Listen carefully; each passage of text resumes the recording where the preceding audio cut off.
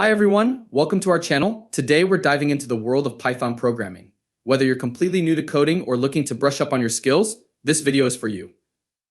By the end of this video, you'll have a solid understanding of Python basics and will be able to write your first program. So let's get started.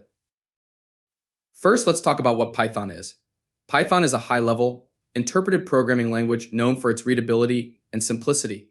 It's widely used in web development, data analysis, artificial intelligence, scientific computing, and more. One of the main reasons Python is so popular is because its syntax is clean and easy to understand. To start programming in Python, you need to have it installed on your computer.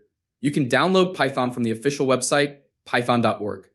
Just follow the instructions for your operating system. Once installed, you can write Python code using any text editor, but I recommend using an integrated development environment IDE like PyCharm, VS Code, or even the built-in idle that comes with Python. All right, let's jump into some code. Open your IDE, and let's write our first Python program. We're going to start with the classic hello world example. This program simply prints hello world to the screen. Print hello world. Let's break this down.